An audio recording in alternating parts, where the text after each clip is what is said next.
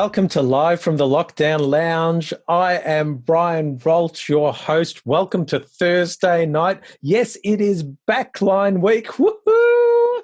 We are brought to you by the amazing people at Cranbourne Music. Thank you so much, Cranbourne Music.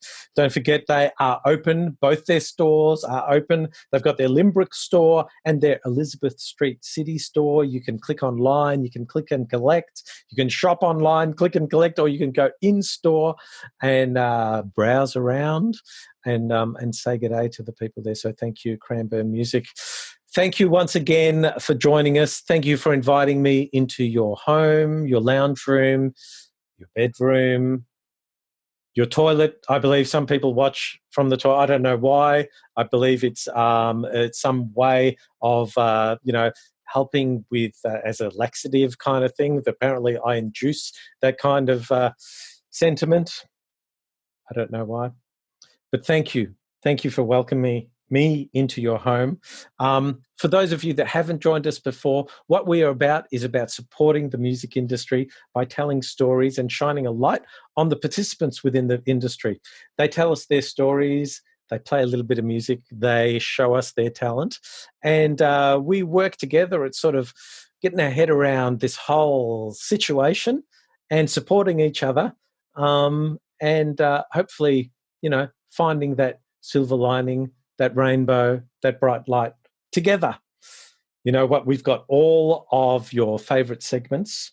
We've got chat, we've got music, we've got gig check-in, we've got coping with lockdown, and I must say that coming up tonight, ladies and gentlemen, coping with lockdown, we have a special appearance from the Premier of Victoria, Mr. Dan Andrews. So stay tuned for that one. You see, this is a whole little TV thing that I do, is I put a little teaser out there and then you stay tuned for the whole show and you wait for that at the end. But it's worth hanging around. Fortunately, we have such an impressive guest that, time will fly and you will stay around. Anyway, other segments we have Back When I Thought I Was Cool, a new segment which is massive and also has a sting. But we always start the show with pets are good for ratings. And so there's a tenuous link between pets and music, and we try and find that link just to be a little entertaining. And so here we've got a video of a man making animal noises with his guitar. Roll the video.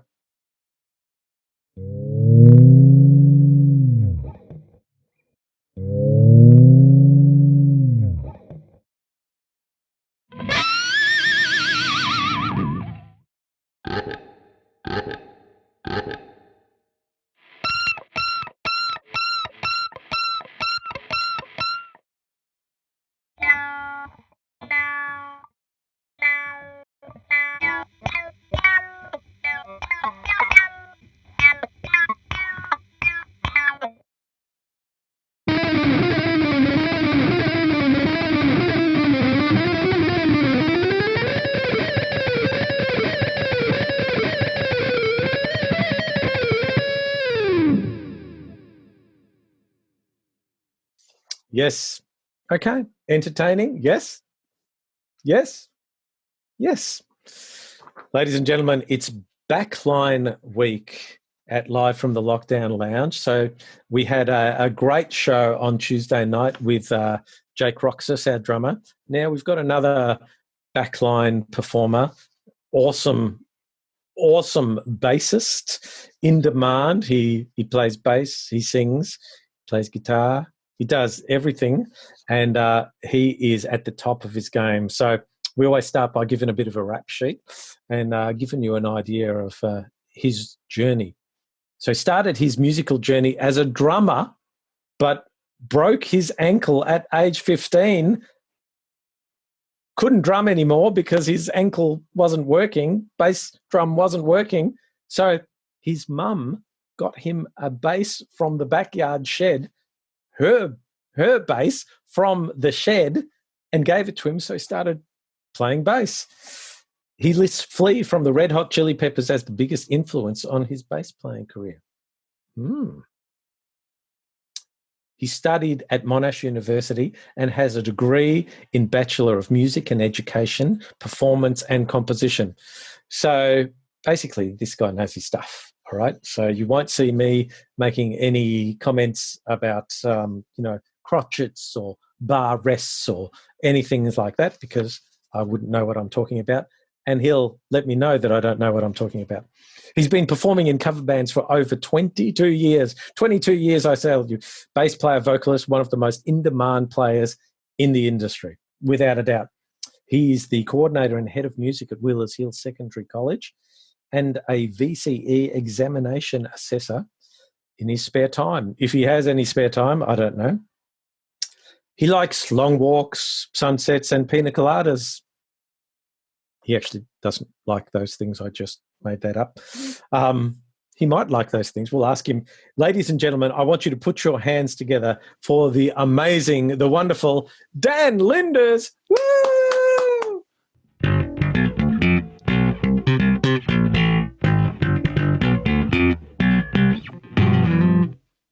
Hey! Hello, Dan. What a great way to start off the show. Now, I didn't know what you were going to play. I just threw to you and you gave me that beautiful little surprise there. You told me you wanted to sting, so I went with the one thing that's not actually played by a bass player, but everyone says when you slap the bass, play the Seinfeld theme. So there you go. Yeah, man. And I wanted to do my Elaine Daggy dancing, and I couldn't get that in. I couldn't get it in. Man, classic. And look, I apologies for the long walks and the pina coladas. I just made that bit up because it felt right. Yes. Well, the song "Two Pina Coladas" is the song, right? You need to have two. Yeah. Okay. Yeah. So you're a two penis man. Is that what you're saying? Oh, jeez. We've been doing this show for about a minute, and you've gone blue already. Blue.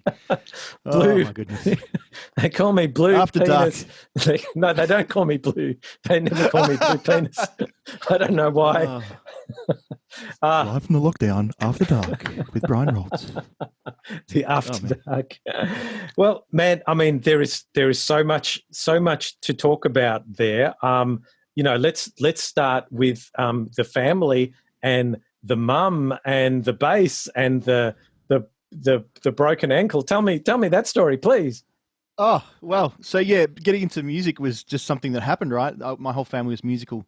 And so my grandfather was a drummer. I didn't really ever meet him, but I heard that he played drums in a band, and my uncle's drummers, and I've got cousins who all played drums. So when I was about 12 or 13, I saw the drum kit and I said, I've got to do that. I've got to play the drums, hitting things and making noise and playing rhythm. That was my thing. Before then I was, playing recorder like everyone else.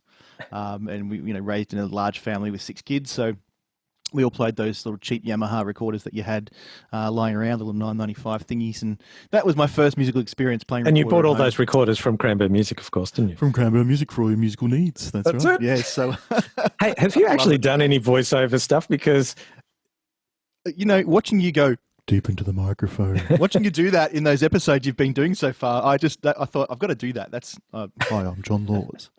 People who know use Valvoline. So that's You know what I mean, man. Hey, don't steal my shtick, man. Don't steal my shtick. Sorry. Please. You're the guest. Yeah. Thank you. You okay, are that's just the fine. glorious host. Thank you. Thank you. That's fine. Right. So, that's right. So playing music, played the drums. And, when I was about 15, 16, I found a way to tear ligaments in my ankle and couldn't play. I was doing basketball. So, I was 6'1" when I was about 14 years old. And that was great. I was tall for my age. And then I stopped growing and all my friends grew around me and, sort of took over. But I was a good basketballer for a little while. All my brothers are 6'5", 6'6". I'm a short ass in my family, but So I busted my ankle, tore the ligaments, and I couldn't walk, couldn't do anything. It was my right foot, my bass drum foot. So so what do? I'm in music class at school. Well, the music teacher gave me a bass, and I was sort of dabbling with that and playing around. I thought this is pretty good. I went home and I told Mum, I was Mum, I'm playing the bass, and she said, there's a bass in the garage, right? There's an amplifier and a bass, sitting there, mothballed in the garage. I was like, what? It was like something out of when you're in Florida and the swamp people and they've got a banjo. There's a banjo under the porch. There's a bass in the garage. Yeah, so there's a bass in the garage. I was like. right? Yeehaw. So I went to the garage and found Mum's old bass, and and started playing that. And that was the sort of thing, like I could play. My drums never really fully recovered. I never quite got that kick drum reflex back. But the bass playing was that thing where I found myself, people asking me to do gigs, and I found myself suddenly employable because I could play bass really well, and everyone needed a bass player in their band, and Mum actually played bass in her band, and used to do all that sort of stuff. And I've actually got the bass here. It's this one over here. I don't know if you can see that on the wall there, but yep. So that is it, ladies and gentlemen. That is what launched the career of Dan Lynders, the bass player. It's like an early '80s Yamaha bass sort of thing. It's still there and doing its thing. So from the shed, from the shed in the backyard, originally played by Mrs. Lynders. Mm-hmm. Yep. Good old Mum. And so Dutch heritage. Dutch heritage. People always ask me about the spelling of my surname, the Lynders thing. So it's got the old IJ Dutch thing going on. So hello to all my Dutch friends. Right, and so that's the only thing that you can say that you can. Yep. Yeah, that's the only thing I can say that's not a swear word in Dutch. Yeah, pretty much. I think everything else I learnt was a swear word in Dutch from my Dutch parents and Dutch relatives. So so say it again, just so we can see it. So, hello. Yeah. So yes, maybe Goedenavond, maybe something like Goedenavond. Lots of saliva in that. It's a very guttural language. Goedenavond. Yes, yes. Yeah. Well, look, I've got French origin, and there's a lot of. In fact, my name, when you say it, is Ro. And so, Ro, yes. And so you do need to speak. Brian Ro. Brian Ro, yes. So there's a lot of ha and a lot of spitting that happens. I think the spitting happens because of my name, just not because when people see me they spit, but I could be, conflating the two, perhaps. People eating dinner, watching this, having a late dinner, they're gonna turn off after all that saliva, but that's all right. Or they're going to be even hungrier. Maybe. Now, so obviously, massive family influence in terms of your musical career. But, we did speak earlier today, and I guess the passion for music has sort of driven you to not only be a performer, but also want to teach and sort of leave your mark, leave a legacy, by teaching the next generation too. Yeah, well, I mean, I've always loved music and loved everything about music. So, being able to teach it and give that back to people is something that I really love. So, whether it's teaching adult students guitar or bass guitar and sharing, the music theory side of things, or whether it's teaching, high school age students and sort of giving them that passion that I got from my old high school music teacher, Mr. Tony King, who's a wonderful, brilliant teacher who, again, talk about legacy. Like that guy's taught, heaps of great musos that went on to have careers in the industry. And even if I have a couple of students that go on to do something in the music industry, long after they've seen me, if I'm part of their journey, that's great. That's. And have you told them that they need to give you some kind of mention if they're accepting a logie or something? They say, "Don't forget me." Well, because I'm on live with from the Lockdown Lounge with Brian Holt, that's why I had to mention my music teacher, right? It wouldn't be fair to not mention my music teacher, Tony King. What an inspiration. But yeah, so I did get to do a covers gig with some of my old students. They're probably in their late 20s, early 30s now. But, wow. These guys had a covers gig and they called me up and said, "Sir, come and play, a gig." I said, "Don't call me sir. We're going to play Jesse's Girl on stage together. Don't call me sir." That's you can call me Daniel now. And no. That's not going to go well in a pub gig. Right now, Sir's going to sing the next Sir. one. Yeah, but I'm pretty sure. I'm pretty sure it was a gig at the Burvale Hotel, actually, of all places. A lot of my friends out there would know the Burvale Hotel and done a few pub gigs there. So yeah. Yes, we all know. But you've done well. Look, you've obviously done the cover thing. I mean, you own that market. You own the cover band world, really. Own it. Yeah, I'm the Rupert Murdoch of the cover band scene. Yeah, hardly. You are. Hardly, you're the Rupert Murdoch of the cover band scene. And you know what? Through Live from the Lockdown, you know who I am? I'm the Mother Teresa of the cover band scene. Oh, of course you are. Blessed be thou for hosting this show. What a great idea. I've been watching all the episodes. I'm a massive fan, so to be on is actually really great. I loved your interview with Jake on Tuesday. That was fantastic. And hi to Jake, hi to Christian DeTivo. Loved your spot as well. Haley Teal was in there as well. And Jeff Shepherd, I've played with a lot of these guys and they, I just love them all. I love them so much. Oh, wow. You realize so they were great. You realize that you've just created our next commercial. So basically, well, what you just said, we're going to use. I'll be part of your promo. That's happy to be part of the promo. Yep. Yeah, we'll just put some music to it, some dancing girls on the side, and that is our promo. Thank you, Dan Lynders, and good night, everybody. No, we keep going. But where I was going to segue to is, other than covers, you've got some original projects that you have been working on over the years, and one of them is with a celebrity profile, Waleed Ali, and here we have a still shot of you and Waleed, and I believe you are trying to steal his gold logie in this image. Yep.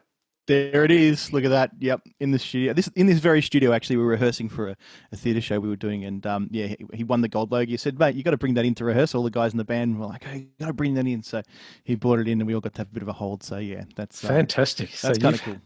You've held Waleed's logie. That's I've held the gold logie. Yep. That's fantastic. And you know what?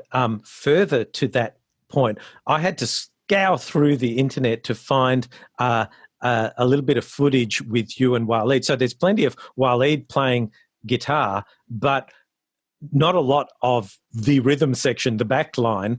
But I found this little spot. It's a little bit grainy, but it just comes at the end of Waleed's solo, and then it pans beautifully over to you, the star of our show tonight. So we'll just run that footage there, and you can see slowly pans over to you, and there you are there in all your glory, and just owning it. That's the beauty of the backline, isn't it? When you're the backline player, you know, the drummer or the bass player, unless you're getting a long solo, you're always in the back there, and you know. So I'm glad you've managed to find even 2 seconds of me on stage somewhere. But that is the joy of the side man or the backline player.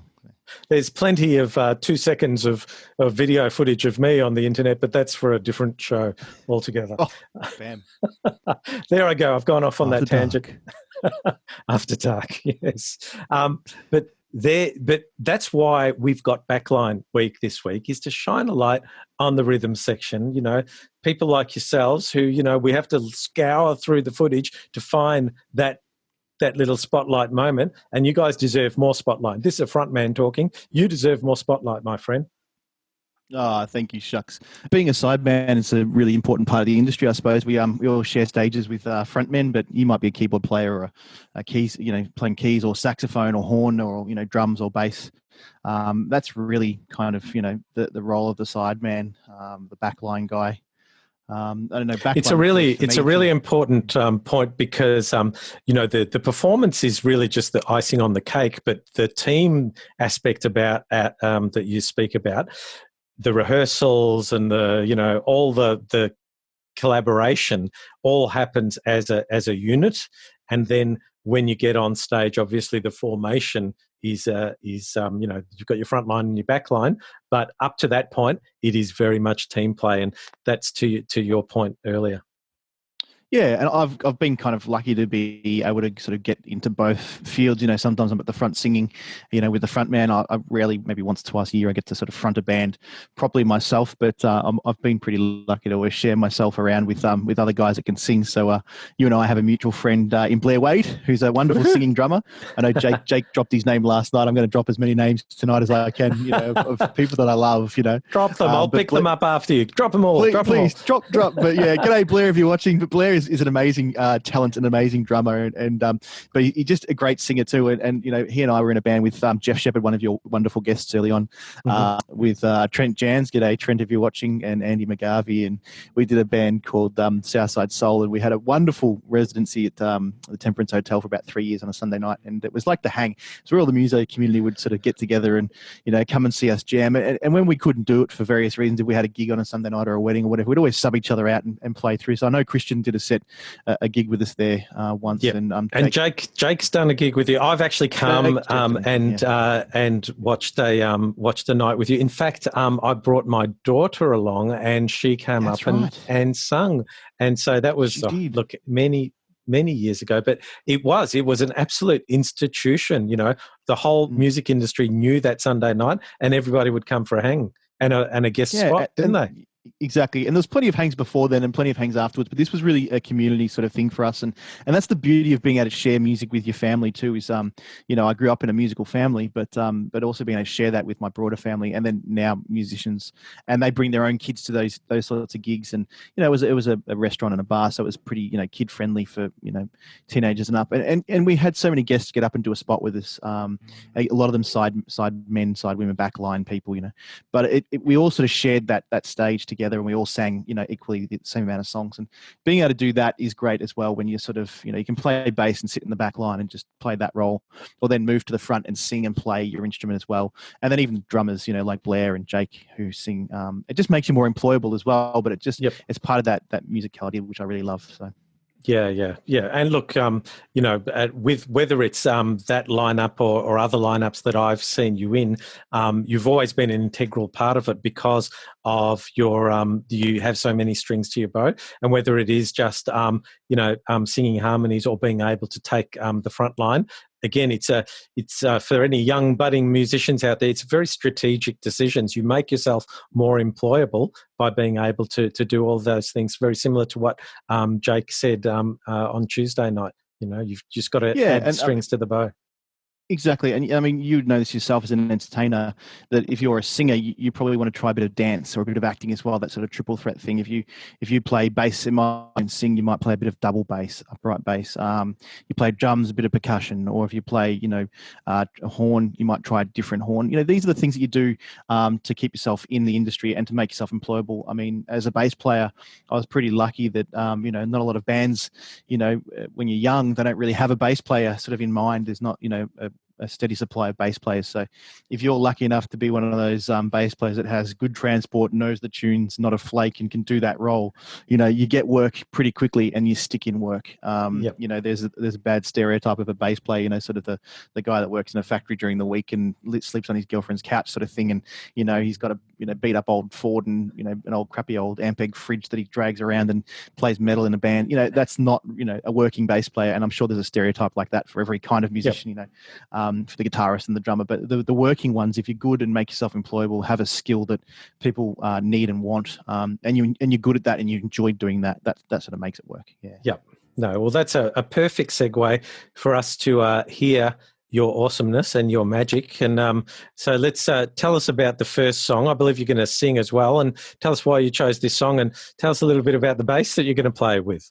Yeah, so you probably noticed this one, Brian. This is my daughter's bass. So before I showed you the bass that my mother left or passed on to me, and she's still alive, by the way. Hi, Mum, if you're watching. So my mother's bass, which hangs. Surely your mum's watching. She's got to be watching. Of course she is. It hangs pride of place on my wall. My mum's bass, and I still teach with that bass, and so I've got a whole array of basses, and each one's got a wonderful story. But that's Mum's bass. This one, my daughter. Actually, can I say hello to your mum in Dutch? Yep. Hello. Yeah, go for it. Hello. Oh, fantastic. There you go. Nailed it. Absolutely nailed it. Yep. Yeah, so this is this bright pink bass I bought for her. And look, I'm sure I'll get on an 80s gig somewhere where this will come in really handy. But it's just a basic student model bass. I just wanted to sort of, play it because you can make noise on anything really, as long as it's got 4 strings and works. But yes, so this one, I'm going to play a song that I love to play, which is Steal My Kisses by Ben Harper. And this one, it is a bit of a challenge to play and sing. That's why I like doing it. But I've done this with many of the different cover bands I've been in and weddings and that sort of thing. So here we go. Fantastic. Ladies and gentlemen, Steal My Kisses, Dan Lynders.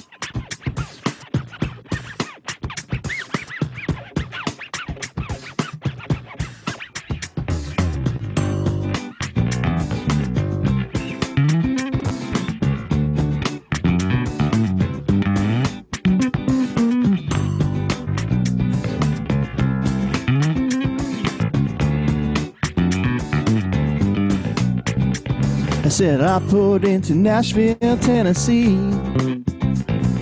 You wouldn't even come around to see me. Since you're heading up to Carolina, know I'm gonna be right there behind you.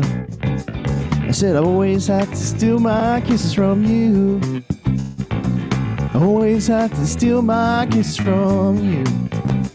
I said I always have to steal my kisses from you. Always have to steal my kisses from you.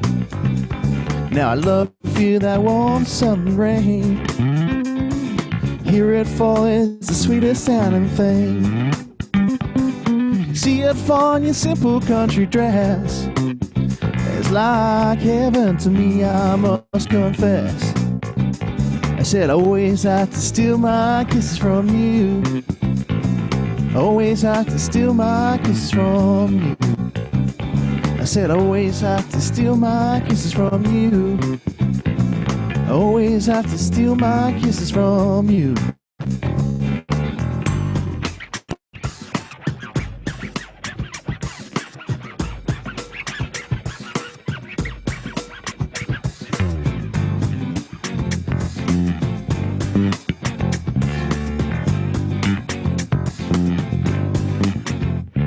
Now I've been hanging around you for days.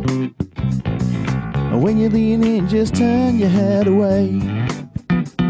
Lord, I think you didn't mean that. I said I hate the way I think, but I love the way you act. I said I always have to steal my kisses from you. Always have to steal my kisses from you. I always have to steal my kisses from you. I always have to steal my kisses from you. I always have to steal my kisses from you. Said I always have to steal my kisses from you. I always have to steal my kisses from you. I always have to steal my kisses from you.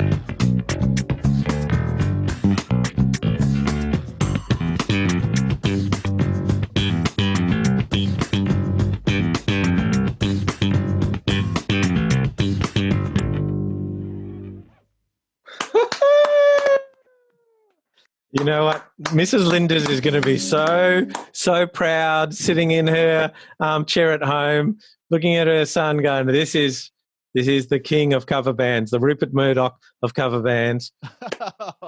Like somehow I have some sort of monopoly or ownership of everyone out there. You do. You have a monopoly ownership on all the gigs, and you're talking to Just the Mother Teresa. I've got all the bases. Yeah, that's right. I have a monopoly on all the bases in Melbourne, pretty much. Yeah, that is so strategic. So basically, no one else can play in any bands because I've got them all. Yeah. Always. One of my high school students the other day said it was a flex. Apparently, right? So you call it a flex when you're showing off. It's a flex. So when I turned on for my video chat lesson for my high school students, one of the VC kids said, "Sir, I think you're flexing there." I'm like, what do you mean? What's a flex? It's apparently showing off. So I'm sort of showing off all my guitars. So that's probably about right. Well, that's very, very similar to me. So behind here on my wall is just pictures of me in various bands. So this is me flexing all here. There's there's 30 years of cover bands there, and there you go. So we're flexing together. When you said 22 years, and that's great. Like I don't feel like I've been playing in cover bands for 22 years, but I did used to play. Like I think my first pub gig I snuck into when I was 16 or 17. It was out in Healesville, a launching place or something like that. A pub called the Terminus, or playing with a bunch of older cats, and doing the covers that we all know and love so well. And I was 16, 17, and doing those pub gigs, and then sort of hit when I was 18 and allowed to do the gigs, doing the cover scene like everyone else. So yeah. Well, it's a long, distinguished career, my friend, and long may it continue, despite COVID-19. Hey, but exactly.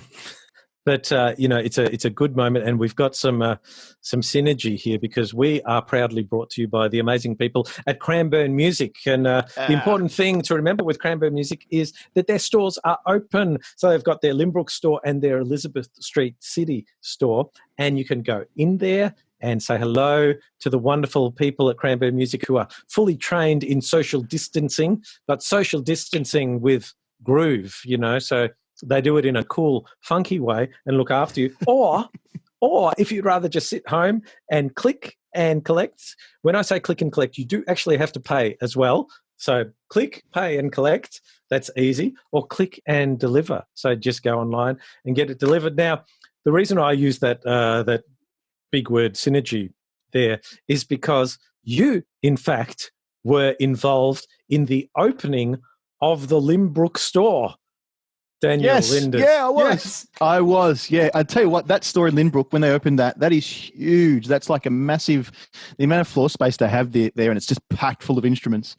Like I walked in there on their grand opening, it just blew my mind how much gear they have in there, and the people there were really friendly. But yeah, I was really lucky to be invited by.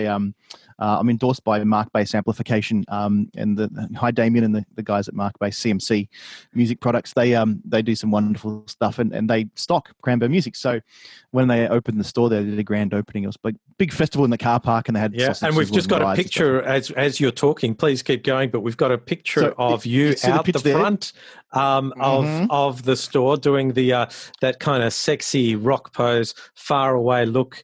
Did somebody break wind? Kind of look. Yes, you call it. Don't you call it the Joey who smelled the fart? Smell the fart look. I think smell the fart acting. Yes, smell the fart acting. Yeah. So that's my smell the fart acting shot there of myself and a young bass player Tyson Constantinou. We were doing the store opening there with a drummer called Leon Kachoyas, and we did like a two bass guitar drums thing where I sang and played bass and played some lead bass, and Tyson played the rhythm, and we kind of swapped, and it was great fun. But there was some awesome musos there at the opening of that big store there in Lynbrook, and I was honoured just to be a part of it. Like, the guys at CMC, Mark Bass, just said, "Oh, look, we got a booth there, and you got to play something and do the grand opening." But yeah, the amount of stuff they have there is just phenomenal. So yeah, it's a massive store, and I've said this before, but I actually my son Ethan. Hi Ethan, if you're watching, he is watching because I force him to, and I've said this a few times. I force my whole family to watch it, and so they're not swiping right, they're just watching me. That's what they're doing. I don't know why my wife is on that app swiping right, but baby, just wait. I'm out of the lockdown lounge soon, and I'll be with you in the lounge room. But the point I was trying to make is that I bought my drums from the Lynbrook store, and like to your point earlier, it is massive, and they've got so much selection there. It's fantastic. Yeah. No, brilliant. And it's good on them for being a sponsor of your show, to your wonderful show. So it is, and there you go, supporting the music industry just like we are. So we have a new segment, Dan, and you've been wonderful in participating in this. It's called Back When I Thought I Was Cool. And we get our guests to send in pictures of them, as they were young, starting in the industry, and, the kind of vibe and the look that they went for at the time. When you look back and you go, did I get that right? Maybe not. So it's such an important segment in the landscape that we had to create a sting for it. So roll the sting. Back when I thought I was cool. Ooh, how you like me now? How you like me now? Ooh. Back when I thought I was cool. Yeah. So it's a very sort of sexual kind of vibe that we've tried to go for there, and yours truly doing the voiceover, and I think we found the mark. So your entry for this, and we're going to put the picture up for you right now. Is look at that baby face, and so young and innocent, and the world ahead of him, and wearing what? Tell us about that T-shirt, Dan. Look, you asked me to embarrass myself. I found this shot. This is, early 2000s in the cover band scene. And back in those days, kids, you'd go and see a local Cotton On or whatever the shop was, and you'd see a rack full of T-shirts with ironic and weird, silly slogans on them and funny graphics. And they were a dime a dozen. So I would always play a gig and wear one of these shirts. And that particular one might just say equal opportunity and have a couple performing some sort of unusual act on it. But yes. Well, look, it's we're in a time slot now where we can talk about that, and I feel that our show should be educational. And so for anyone that's watching it that don't quite understand, they're performing a number, a 6 and a 9 put together. It's a sort of a everybody gets to have dinner kind of vibe, and dinner for two. That's right. Yeah, dinner for two. And look, the best way that I can explain it, kids, is when two people love each other upside down, that is what happens. You see? Yep. It's Yeah, educational. we'll leave it at that. Look, I wore it in honor of the song Summer of 69 by Bryan Adams. That's when we would play that song, I'd point to my T-shirt, and that would be... And I had an ironic T-shirt for every song, you know, that was pretty much it. But that was the one. The Stacey's Mum T-shirt was probably a little dirtier than that one. But, you know, that was back in the day. It was in the 2000s. It was the burgeoning cover band scene. There was a pub on every corner with a cover band, and we all did that. It wasn't just me, all right? So I embarrassed myself. It was just you. See, I've been looking through the internet. There was only one person that was wearing that T-shirt, and it's you. Do you still have the T-shirt?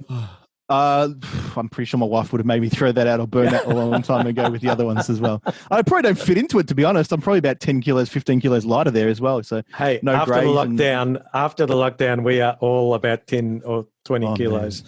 You know what? I'm not sure about you, but you know, it's been the longest time since I've had to actually pay for a drink. I don't know about you, but I went to my supermarket the other day. I had to buy alcohol for the first time. I bought a bottle of Jim Beam. I was like, when do I pay for bourbon? I know. You know, I haven't... Perks of being in cover band world, isn't it? I haven't paid for a beer or a wine in years. Well, you know, that's the end of our segment Back When I Thought I Was Cool. And because we're such a professional outfit here, we have to finish with the sting. So roll the sting back when I thought I was cool. Ooh, how you like me now? How you like me now? Ooh. Back when I thought I was cool. Oh, yeah. Yeah. There you go. Thanks, if you're feeling a little sexy. Pushing the buttons there. He does a wonderful job, doesn't he, Tian? Pushing those buttons. T&J, yes, he does a wonderful job when he remembers to push the buttons. He's pushing my buttons right now, I can tell you that. No. I love him. A big cheerio to T&J in the background there. So this part of the evening, we like to go into deep chat. And we talk a little bit about the serious aspect of how the dreaded COVID-19 has affected our industry and the people within it. I feel that we're getting very much similar stories because everybody gets the gig cancellation things. And so I want to pivot a little bit here and talk about more of it from an emotional and a personal emotional aspect. When you realised that this was happening, what was your first reaction when you realized the enormity of the situation? I want to get an insight into how the first emotions that you sort of faced yourself with. Well, I think, you're right. Everyone's sort of shared a similar story. The gig cancellations came in hard and fast. But when COVID-19 first really struck here, I think my first reaction really was about the health and safety of everyone else, so health and safety of people who go out and other musicians, but also immediate family members, because we're all told this virus can attack your lungs, and if you're immunosuppressed or if you're in the elderly or in a bunch of categories, you would be at risk of serious death. Really, you could die from the virus. So my first thoughts were, well, we all need to shut down. If everyone's shutting down, other industries, the arts industry is just one of many, then we should all shut down and lock down for the sake of everyone else, the health and well-being of our friends and family. And I've got elderly parents and elderly relatives who really can't afford to get COVID-19 coronavirus right now, and if it means I don't see them face to face, I can call them on the phone and do that. And I've got a cousin who's immunosuppressed. He's on chemotherapy, so I can't go visit him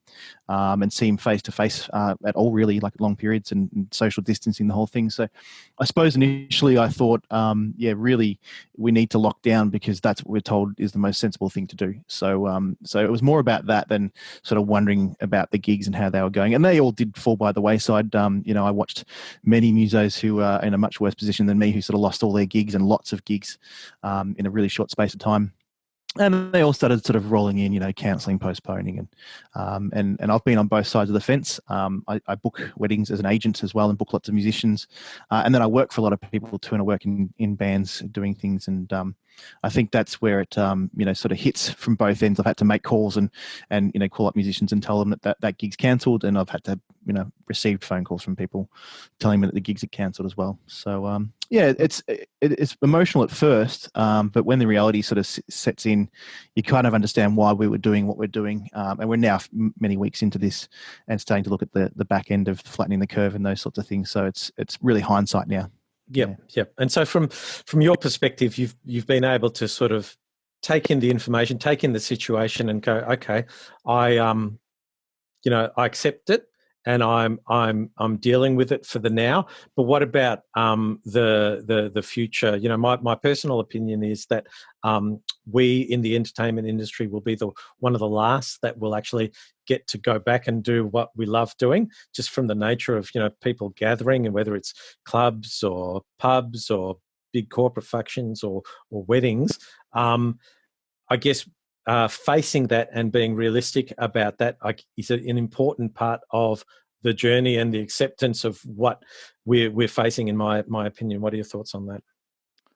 Yeah, I mean, I agree with that completely. I think the only tier above us, really, in terms of, you know, big entertainment would be, say, your large sporting gatherings and your touring acts and large concerts where you're getting 10,000 plus people, up to 50, 80, 90,000 people.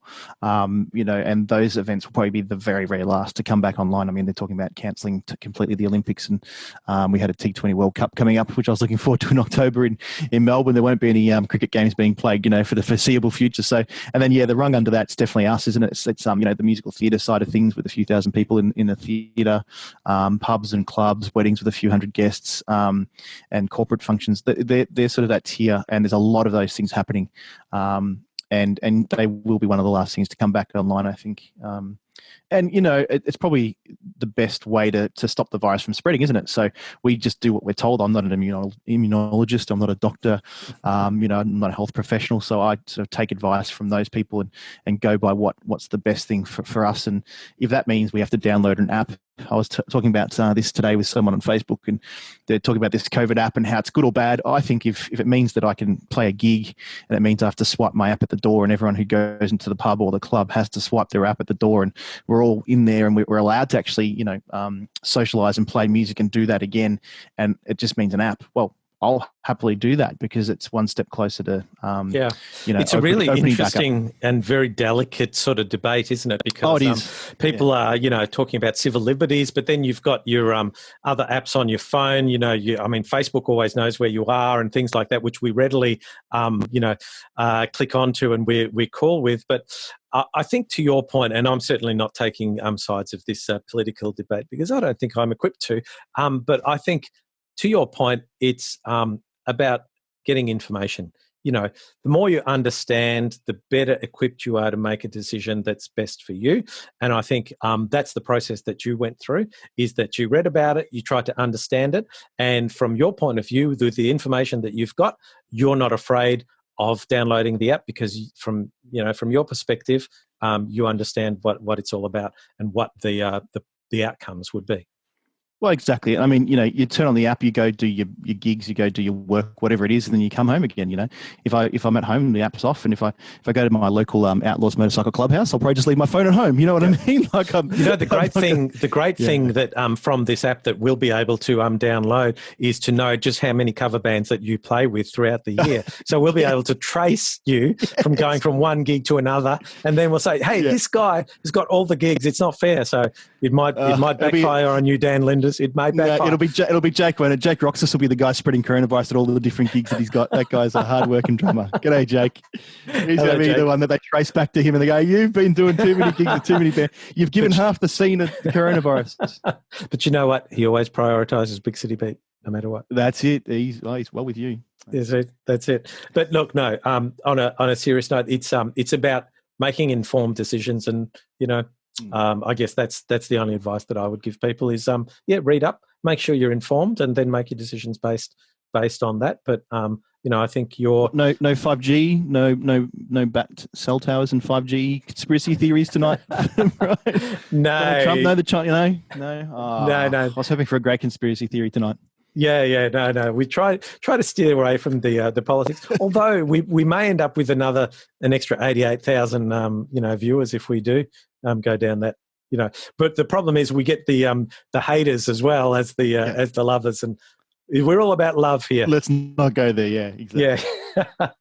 So I guess the extension of that is mental health, and how's your mental health, and how's the mental health of your sort of immediate network within the music industry? Have you got any sort of feedback from that regard?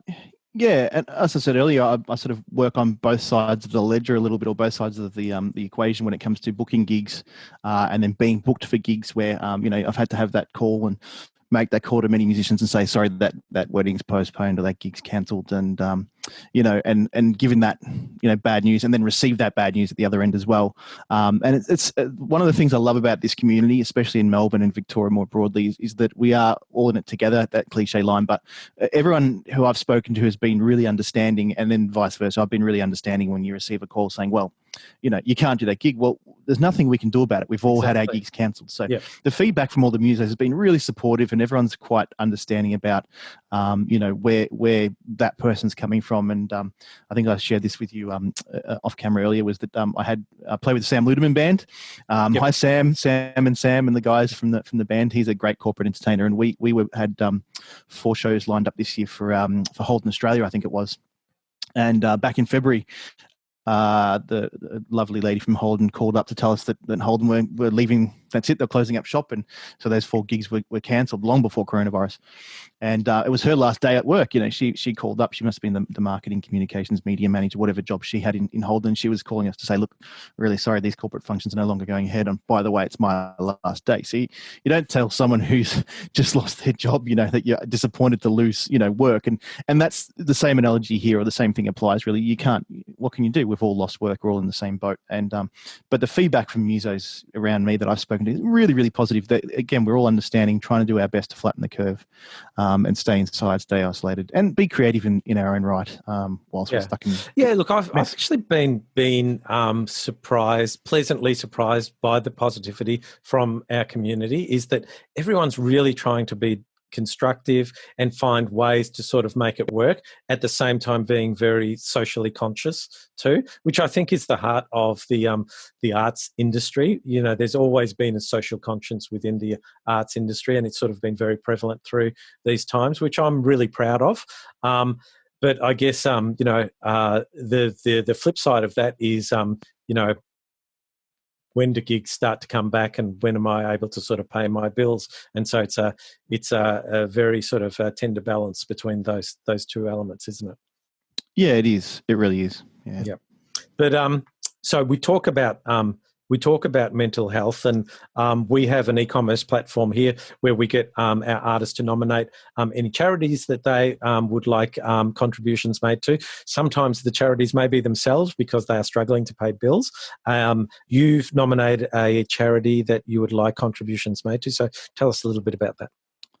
Well, yeah, as you said before, I think the arts and entertainment industry does look out for each other, and we see the plight of other people in the industry and how that all plays out. And I'm really fortunate to still be working part time as a school teacher and still teaching my classes and getting an income there. I've lost half my wage, but there's people out there that are much worse off than myself who've lost all their wage.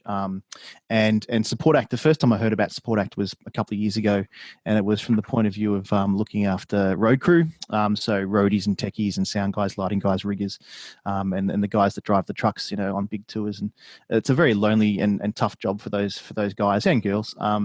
And Support Act, was helping them with mental health issues and providing support where possible.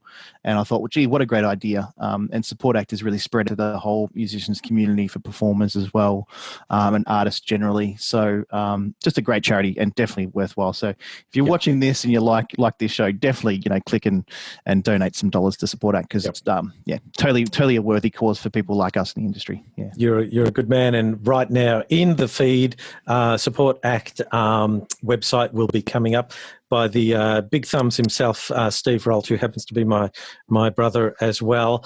You can also jump on the lockdownlounge.live website, lockdownlounge.live website, and you can see all of our interviews. We're up to about, I think we're at 12 or 13 now. And am I unlucky? I might be unlucky 13. That's maybe there's the gremlins. No, you are definitely a lucky charm. And if you want to watch this over and over again, I know lots of our female community like to go watch my opening monologue over and over again. So, hi ladies, this one's coming out to you. So please feel free to do that. I'm joking, of course. Please don't send any letters. Actually, please send letters. We would love to have letters. So, Dan, we want to hear your second song now, and it looks like it's change bass time. So we want you to give us a little bit of an insight into to this song, why you've chosen it, and which bass we're using here. Oh, look at that. I love it when people ask you about your gear. That's like, I mean, many of my bass player friends, my brothers in arms that do this, we love talking about our gear. But so the pink bass belonged to my daughter. The black bass belonged to my mother. But this bass is mine. This is, hello. This has been the bass that I've been using. Yeah, that 20 odd years. We don't talk about how old I am. But yeah, so for 20 years I've been using this bass. It's my go-to. But I really love this one. It's a G&L bass, just a tribute sort of Korean built one. But this is you can throw this around. This comes on planes with me, and if the security guys and the airport guys are throwing it around, it doesn't really bother me. It's not a pride and joy expensive one, but it's the workhorse, right? Everyone's got a workhorse. I'm sure you have a favorite microphone that you use, and So that's this one. Yeah. So the second tune I'm playing, obviously I do covers, but I've been really fortunate to be in a lot of original projects over the years, and some that can extend myself musically. And a few years ago, I was in a project called Atomic Clock. It's like a instrumental fusion based band. My wife loves fusion as well. She says it makes her hair go curly. So hi, Erin, if you're watching, she loves fusion music. What do you mean if you're watching? She's watching. Yes, she's watching, She's of course. Watching, yes. Your mum and your wife are definitely watching. Yep. So many years ago, I was in this band called Atomic Clock with a wonderful and talented drummer, Damien Corniola. And Jake was mentioning on Tuesday night all the drummers in the drum mafia.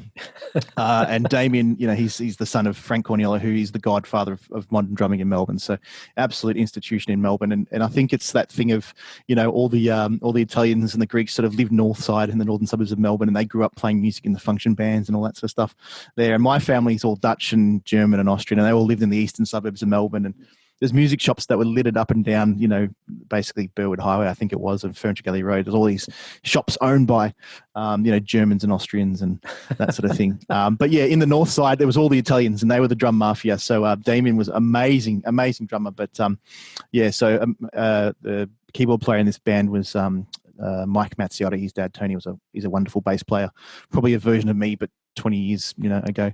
Hard-working bass player. So Mike Mazziotti played keys, and Matt Fidulis played guitar, and we had this fusion thing and playing music that was really challenging to us. So you'd go into your covers gig and you play your Jesse's Girls and your 3-chord wonders and stuff. But as a musician, you want to sometimes stretch what you do. And creatively, we were really lucky to have some songs written by the wonderful Phil Tercio, who's an amazing keyboard player and composer and fusion artist here in Melbourne. He's world renowned and wrote some songs for Damien.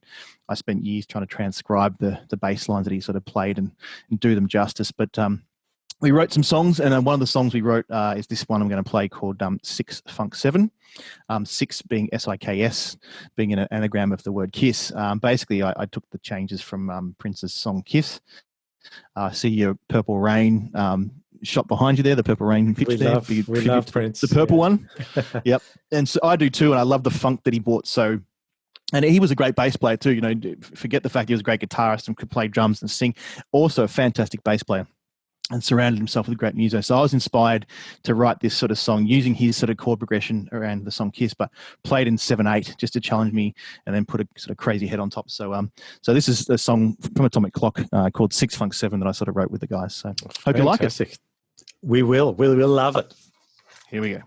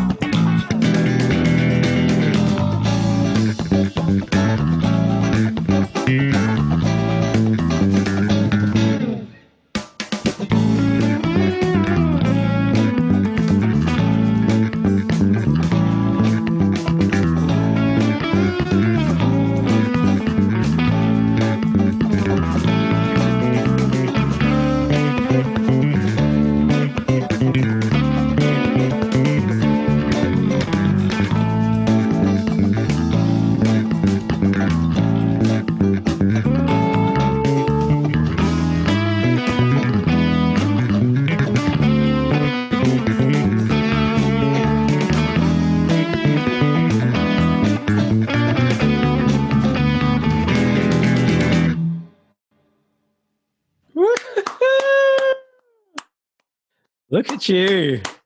Now you told me off air that you hadn't actually played that song for a while, but I can tell when a muso is enjoying what he's doing. And you had stank face going. Yeah. You had stank face going all over the place there. You love doing that, man, don't you? Oh, thanks, man. Thank you. I appreciate it. Yeah, that song, like I said, I haven't played it for a long time, but when I thought about what to bring to the table tonight, I've watched some great performances from so many great musos, and I was like, I wanted to play maybe a Stevie Wonder tune like Jake did the other night. I thought, oh, no, I should play something I wrote, something that I can something that I had a part of that creative process as well. But I do love playing covers, absolutely. But when I can play my own material and sort of put my own spin on something, that I feel at home, I love that. So. Yeah, no, well, that was spectacular, mate. So, keeping that level of awesome performances up there. So we thank you, live from the Lockdown Lounge. Thank you for protecting our brand. Much appreciated. So now I know that you've been looking forward to this segment. I know that this is a very, very important moment for you. You get to participate with the famous gig chicken. For people, you see, you know our theme song.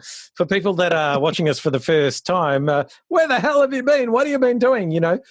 Get in, join in, jump in the soup. Is it the soup or the bath? It's warm in here. Whatever. Regardless, it's warm in here. Jump in the soup with me and Dan. And anyway, so Gig Chicken is born from the fact that every muso that plays in a band, a cover band or reception band, corporate band, whatever you go and play, they always give you chicken, and it's sliced chicken, diced chicken, fried chicken, boiled chicken, any kind of chicken, any other chickens you can think of. Man, burnt chicken, shish kebab, old chicken, new chicken, stringy chicken, dry chicken. Oh my God, Bubba Gump Shrimp Company. Oh wow, but you've put some thought into this. I like that. Well, you and I have had a lot of chicken at a lot of gigs. I'm sure. We have partook in a lot of chook.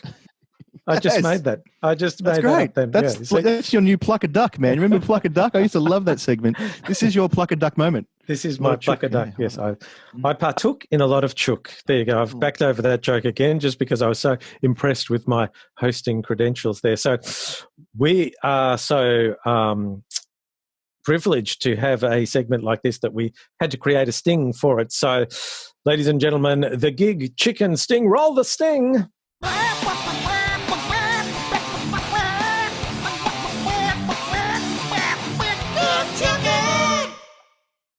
There it is, Gig Chicken Sting. And we always ask our artists if they can harmonise with the latency and everything. So on the count of 3, we want to go Gig Chicken. So 1, 2, 3. Gig Chicken! See that? We didn't rehearse that. There's no root note. We'd have no idea what key we're in, but we still managed to get that out. No, well, we managed to make it sound foul. So I guess that's... bam. There you go. Yeah. Another feather in my cap. Just keep pecking at that one, mate. Just keep pecking away at that one. No worries. Hey, they don't call me Brian the Cock. Oh, that's probably going too far. Too far. From the lockdown lounge, up late. Hey, Brian, don't time to leave the Big Brother house. Don't steal my gig, man. I'm the sexy voiceover man, not you. You're the guest. Okay. All right. If I ever get sick, though, that you could actually you could host with that voice. Man, subbing is what I do. You know this. It's a 5-man way. It's the sub. I will sub. If that's what you want. That's what I want. Okay. So the idea of Gig Chicken is I will ask you a series of questions, and if you get them all correct, then we will send you Gig Chicken in the mail. We will courier it to you. It arrives between 4 to 78 business days, and you can do whatever you want with it. You can play with it. You can hang it. You can twirl it around. You can take it on a romantic, walk by the sunset, sipping 2 penis coladas. Penis coladas. Oh, I see what you did there. Boom, boom. Oh, man. That chicken, 72 days, probably still tastes better than some of the chicken that we've had at gigs. That's pretty cool. It will. And it'll probably still be warmer than some of the chicken that we've had at gigs. Okay. So we've built this up. So, so no pressure, but be really good. Okay. So question 1, Dan, best gig you ever played? Jesus, so I did think about this because I've watched a few other people answer this question, and there's been most of the gigs that I love. So the best gigs I play is where I get to play original music. So music that I've been in a band, been part of that creative process, written songs, written bass lines, collaboratively come up with music. And when you get to play in front of people and do your own music, I think that those are the best gigs. So by far, those are the most fun gigs to do, and there's so many great musos out there that I've shared the stage with and been in bands with and, shared material with. So, most recent one of those that springs to mind was playing with your wonderful producer, T&J, and the wonderful Jamie Holland and her band, Oakwood. We played at the Mount Isa rodeo last year. And that was great. Shout out to Jamie Holland, who may or may not be. Yeah. She should be watching this. Come on. It's your band partner here. Big shout out to Jamie. J-Star! Yeah, and hey! And so just doing that show was great because, we're playing some country covers and playing some country music that we'd sort of written years ago in another project, but also, playing her material and new songs as well. And just watching the buzz of the crowd get out of that, a few thousand people. And you travel a long way to do these gigs.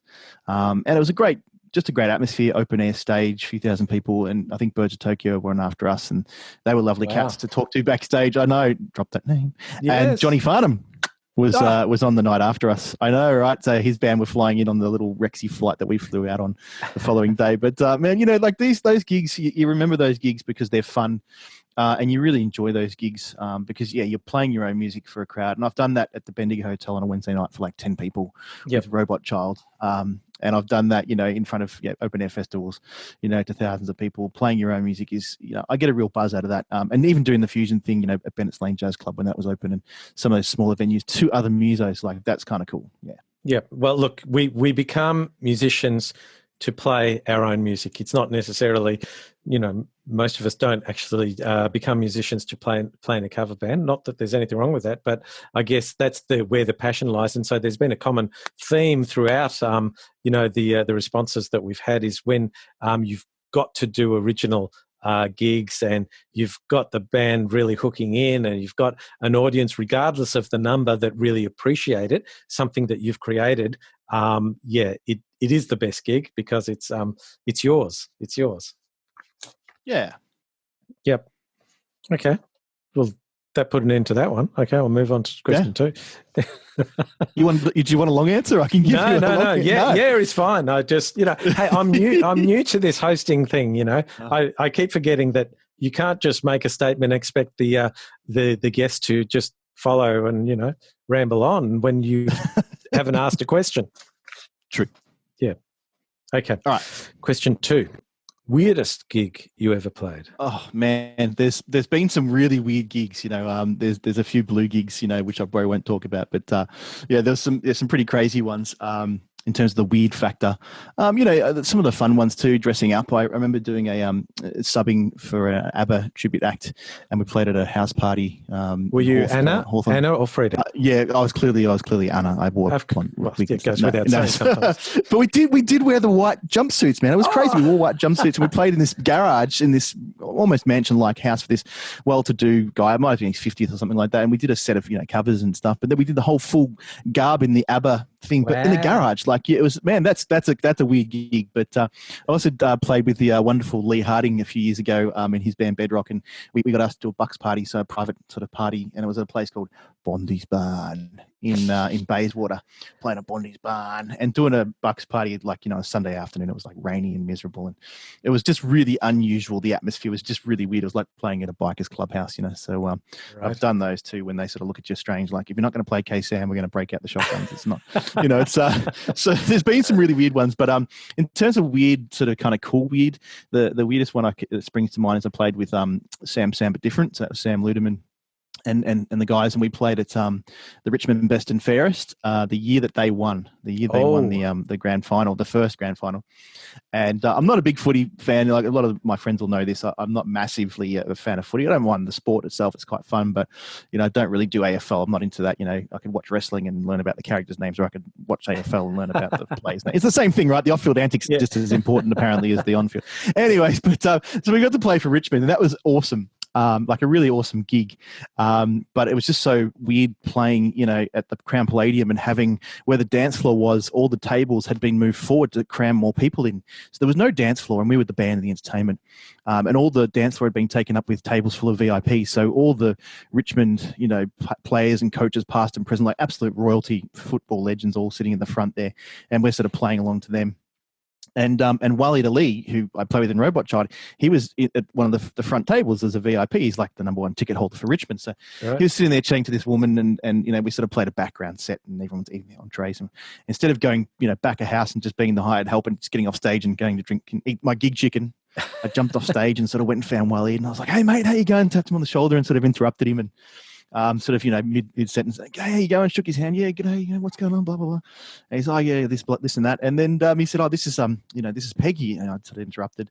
"This is Peggy," and I shook her hand and met this elderly lady, and I didn't realize till later that she was like the club president of Richmond. You know, it's like, what? Peggy O'Neill, sort of busted Richmond president. Yeah, yes. You know, Order of Australia, yeah, VIP. She's the reason, you know, kind of running the whole show. And I'm sure she would love being referred to as an elderly lady. Yeah, right. Well, she was lovely, and I just butted in and pushed her out the way to shake Waleed's hand and stuff, and she's wondering who this schmuck is, you know. And there's me, you know. But the other weird thing about that gig was I was spitting distance from all these, you know, players and VIPs and celebrities and whatnot. But I was also on. Just to get it straight, you didn't actually spit on them, did you? No, and in these times of isolation, I would never ever consider spitting on anyone. But maybe when I sang some high notes, you know, maybe a bit of, you know, speculum sort of flew out, whatever. But anyways, I was standing as a sideman. I was at the side of the stage, and I was right next to the Premiership Cup. So it was like a meter, another spitting distance moment. It was like a meter away from me. And I had the Premiership Cup there, and I'm playing to these people, and there's no dance floor, and it was really sort of just a weird gig, but kind of like a fun vibe too, because it had been 30 years since they'd won the Premiership or whatever it had been. And I think in 2016, a couple of years before, I just by happenstance got the Bulldogs gig the night they won the grand final. Same sort of thing, playing to a bunch of players and fans that, you know, absolutely elated. But you're kind of secondary when you're the entertainment. You know, you kind of, they're there for the grand final win and stuff. But people were taking photos of the cup, and there was a security guard just off the side of the stage there, sort of, you know, he sort of with his arms crossed, you know, don't, you know, get too close to the cup. And here's me, you know, with unfettered access to the Premiership Cup just a meter away, you know, and I'm probably in half of the photo. You know, everyone's taking photos of the cup and stuff, and I'm probably just the side of me is just in the shot there of. So how do you feel that in every Richmond supporter's mantelpiece, there's half your face up there? So everywhere in Australia, there's half of Dan on a Richmond supporter's mantelpiece. Yeah, exactly, just like the 2 seconds of me at the end of a video clip. You know, I'm kind of like that guy. That's the sideman role. It's the backline guy. That's what we do. We're the backline players. You know, you're kind of never really the front and center in the photo. So yeah. Definitely the weirdest gig. Yeah. Well, the weirdest gig for you is probably other people's idea of a great gig, but you know, and I must say that you've probably won the award for the longest answer to that question we've ever had. I'll give you a long answer. Yes, that's so. Look, as a prize for that, you'll get an extra quarter leg chicken in the mail. So you know, we look after our guests here at Live from the Lockdown Lounge. Okay. Question number 3. Last time you were nervous? Probably just before this show, probably before the taping. I know I think a few people have said that too, but when you do something that's, you know, live, that's always, a bit unpredictable. So kind of get nervous before something like this. I think whenever the record button's pushed, that's when I kind of get nervous. So, you know, when you're in the studio and recording something or something's being filmed, you know, you sort of get the one take at it. I suppose that's when I'm nervous, but, you know, I've played for big crowds and small crowds. I don't think that really sort of makes me nervous anymore, especially when it's covers. Like you go through that routine. You probably have a similar thing where you go through a show and you've played those songs many times and you know the flow of it. So you get really comfortable and you have a routine. So you tend not to be as nervous, but when it's stuff that you've been working hard on, like originals, or it's the first time you're debuting a new song or something like that, where you put your heart and soul into it and you want it to go well, that's probably when I'm nervous the most. Yeah. No, I totally get that. And there's a care factor involved because, like you say, you do want it to go well. And when it's a new experience, it's it's a new process, and you just I guess you have high expectations of yourself, which is good, and it's why you know, you're the professional that you are, and you get so much work that you do, is because you have these high expectations. You do your homework. You want to be good no matter what you're doing, whether it's playing slapping the bass or whether it's, you know, going through Gig Chicken with me. Yeah, exactly. Yeah, I did it again, didn't I? I just sort of left it hanging there. I didn't ask a question. No, I picked it up straight away. I rebutted, or not rebutted. I just joined in, didn't I? You joined in with it, yeah. So no dead air, right? That's what we do in our job: is no silence on stage, no dead air. Fill that space. No dead air. Thank you for safety netting me. Okay, question 4: most requested song. Oh, well. Right, it's like it goes without saying, isn't it? Yeah. Everyone wants horses. Well, that was that's the best Mr. Ed impersonation I've seen. Hello, I'm Mr. Ed. Yeah. A horse is a horse, of course. And then we elected the horse, of course. I spent too many years watching lots of TV when I was younger and just memorizing all those theme songs. Man, that's crazy. I can probably do the whole thing. It's like the ballet rap, right? Everyone does the Fresh Prince rap. Like it's up there. Yeah. What we talk about horses, right? So horses. This is the thing, though. Like there's that great Simpsons. Someone's peanuts, get your hot peanuts or donuts or whatever it is, or hot dogs, and the Homer goes, "Yep, I'll buy 2," and then he's at a funeral the next day, and the guy's going, "Peanuts, get your hot peanuts," and Homer goes, "I'll grab a bag," and Marge says to the peanut seller, "What do you do? You follow my husband around to sell him these peanuts?" And he's like, "Lady, it's putting my kids through college."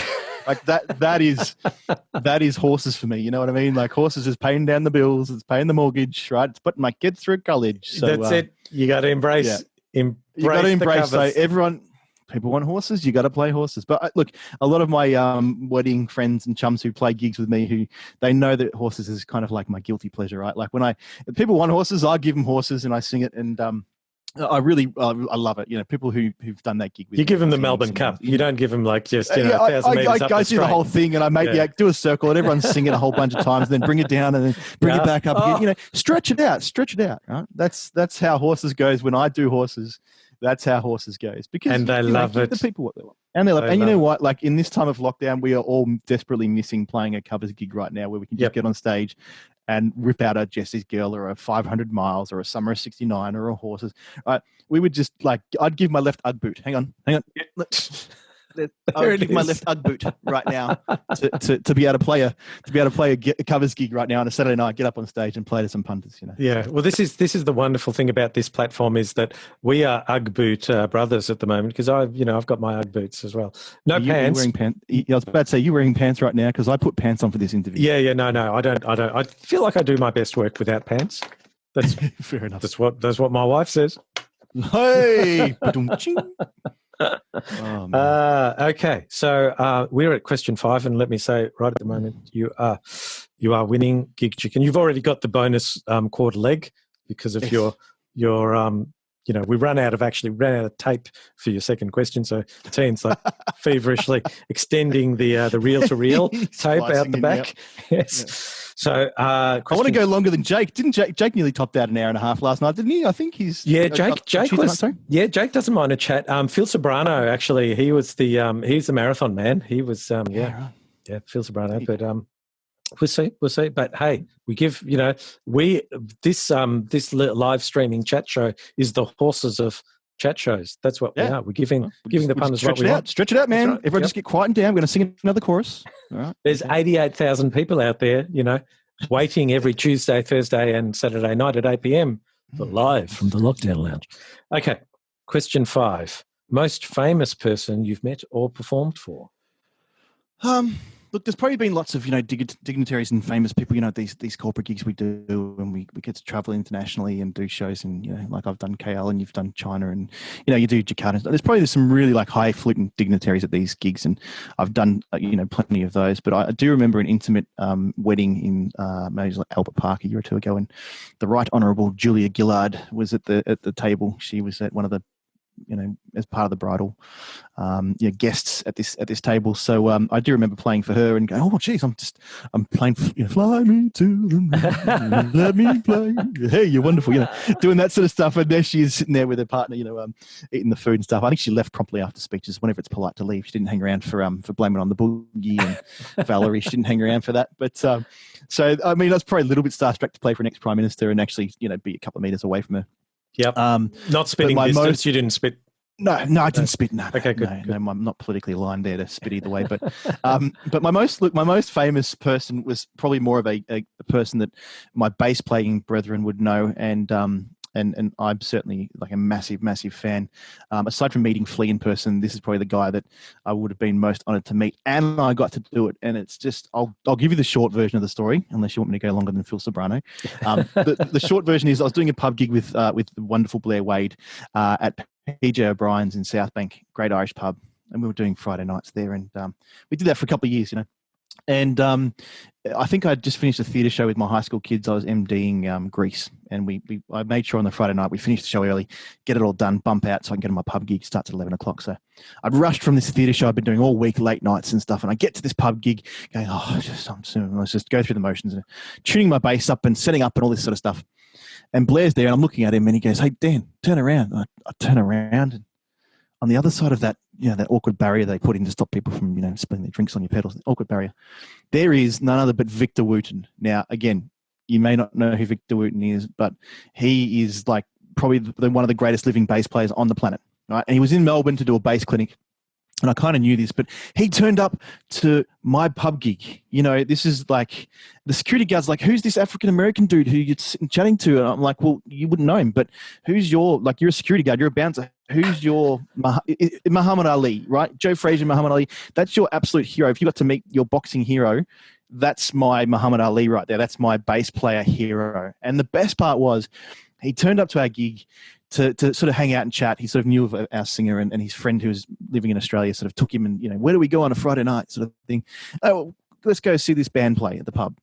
So he hung out with us for the full 3 sets. He watched from the back. I'm playing bass to one of the best bass players in the world, and I am just like this bass. And I'm just like freaking out. I'm going, there's no way. Like, I am not worthy to be playing bass in front of you, let alone you watching me play Superstition and Blame It on the Boogie and stuff. Anyways, so he hung around for the full 3 sets. I've got a photo off to share it with Blair and Victor Wooten and myself and Victor Wooten. The sound guy, he was a bass player too, and the two of us were just like, 13-year-old kids at a 5 Seconds of Summer concert. We were just giddy, we're just like, oh my god, it's Victor Wooten, And then we said, "Oh, do you want to get up and play a song?" He's like, "Yeah, all right, no worries." So he got up and played this bass, and he played play that funky music into Superstition. He did like a medley thing, and it was just amazing. He's just tearing it up. Again, these punters had no idea. They wanted horses and Jesse's Girl, but that for me was an absolute highlight of my life. Was having Victor Wooten unannounced showing up at my gig and playing my bass and jamming with Blair and jamming with Dan, our guitarist, and Linda, our singer. It was just absolutely a mind-blowing story, one for the grandkids. And again, not a lot of people know who Victor Wooten is. If you do, but everybody's that doesn't know will be Googling on YouTube Google Victor that, Wooten man. now. Yeah. And so tell us some of the things that he would have played on that maybe some of our guests would know, or sort of our well, so this is the thing. Dan, our guitarist at the time, didn't really know who this guy was either until he started talking about how he and the Wooten brothers used to tour as a backing band for, well, backing band, like a support act with Prince. In the 90s, they were sort of like young brothers growing up, and they were on the same bill as Prince, and they'd tour around America, and they would open for him, and do a few other things. And he plays with a famous banjo player. Again, people don't really think of banjo players. This guy, Bela Fleck, and the Flecktones, he's in that. And they've won, Grammys for, I think, more categories than any other band has won a Grammy across. So the bluegrass category, country category, folk category, jazz category. They've won Grammys in all these different categories that you just wouldn't find other artists in. Yeah, and just brilliant musicians. Yeah, so he's sort of known as a clinician, and he's kind of like probably the best living bass player in the world. Well, I can say. I mean, you're still excited, other than you, of course. Yeah. Sharing that story makes me fun. Yeah, it does. You are just so passionate and so happy. So I'm glad that you got to share it with us and to our massive audience. And so I can I can proudly say that you have won Gig Chicken. We haven't had one person that hasn't won Gig Chicken, I might add, but you have won handsomely, and you get the bonus leg as well. So congratulations. And how we celebrate is by rolling the sting. Roll the sting.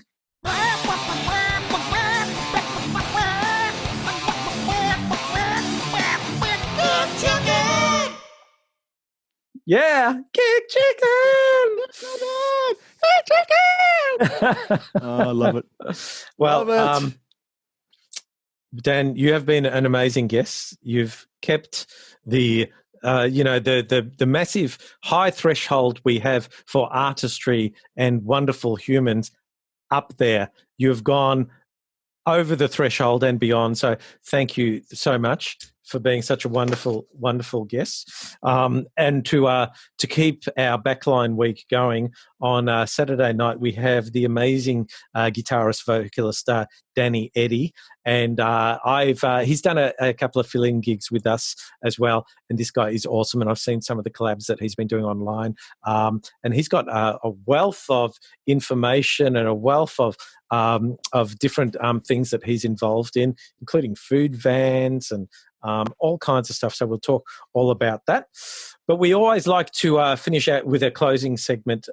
Each week we do, or each episode we do, bring you a funny video of how people are coping with lockdown. And so we are very honoured to have the Premier of Victoria help us with the closing segment tonight.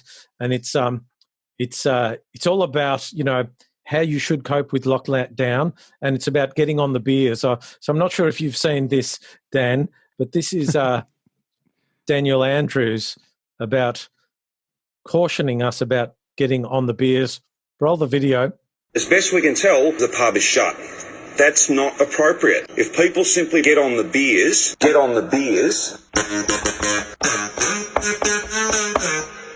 As best we can tell, the pub is shut. That's not appropriate. I can't be any clearer than that. That's what's most important. The pub, that's what's most important. Beers. We had a case last week. As best we can tell, the dinner party started with one case.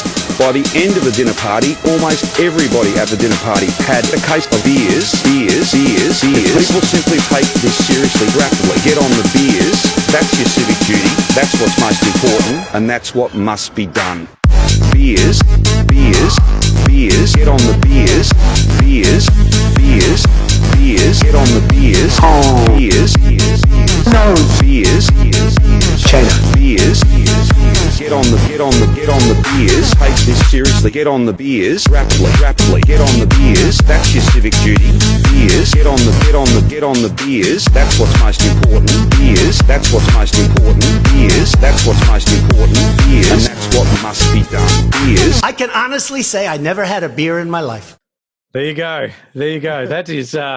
That is Dan Andrews getting all funky and getting on the beers. That is hilarious. I love that. Now, we're going to say good night, but normally we like to give our guests one more opportunity to leave a message of positivity, Dan, for the brethren out there. Any thoughts you have, any parting thoughts that you want to leave for people out there, how to cope with what's coming ahead, and your mindset of positivity. Give us your thoughts. Look, of course, the sun will come out. The sun will come out tomorrow. So it's, we're going to see a brighter day, all those cliches. But look, hang in there, guys, because we will open up, obviously, and we'll be able to go do this face-to-face. Again, I'm looking forward to playing with all the great people out there that I get to play with, from week to week and month to month and through the wedding and corporate season and the pubs and stuff, week in, week out. So I love all you guys. Big shout out to Emerald and Alejandro as well, by the way. I've do a bit of work with those two, and they had a great show with you the other night. But yes, look, just positivity, positive vibes to everyone. I'm sure we'll get out of this and be gigging really soon. And before I forget, big thanks to Brian and the team here. This show is amazing, and I've been getting a real kick out of it. And I know years from now, this is going to be like a little time capsule that you've created here, Brian. So a little vignette, a snapshot of history that we can all go back and look at and say, remember that time back in 2020 when we had this COVID-19 thing and Brian did that show and we're all locked down and stuff. Man, if this show goes like, network entertainment style and you get a big band, can I be in the band? I just, Yes. just throw to, Daniel and the Danielettes or something in the corner. Like, just, can I be your Paul Schaefer? You be Letterman, I'll be Paul Schaefer. I think that's got to be what we do. Is if this goes network, then everybody that's been on the show has to be part of the band. Surely. Yeah, totally, man. It'll be Tian and the Jayettes or something like that. He can be the Paul Schaefer. He's got the hair for it. Your brother can play drums. I'll play bass. We've got Haley on vocals. We've got, heaps of players, man. This would be, but thank you again. So that was my point, was thank you. Yeah, hey, I really appreciate it. And thank you so much for saying that. Like I said previously, we'll be using all of your comments to promote the show. So we'll create a commercial out of that. But look, the whole concept of this show is a passion project, and it's about supporting the industry and telling stories. And we don't often get to hear this level of story from our brethren, from the people within the industry. And I think that it's a good way for others to see that, hey, everyone's going through the same thing, and perhaps it makes it a little bit easier to to get through. But, we love the stories that we're being told, and we love people like you coming on and sharing the magic of their talent. So thank you so much. And we also love, there's a lot of love going around here, but we also love our sponsors, who are Cranberry Music, who are great supporters of the music industry and great supporters of us. And the important thing to remember is that their stores are open. So we've got Limbrook and Elizabeth Street. You can shop online, you can click and collect, or you can get it delivered. Cranberry Music, check them out. Go and buy all your instruments. I mean, Dan was there. He was there at the Limbrook opening. I mean, the synergy there is amazing. So Dan Lynders, thank you once again for being an awesome guest. And we look forward to seeing you on the other side. Don't forget, we have got Danny Eddy on Saturday night, so join us then. It's Brian live from the Lockdown Lounge. I know it's Brian because it says so right there. Join us on Saturday night, 8 p.m, again for another show. Hope you had a good night tonight. Good night from live from the Lockdown Lounge.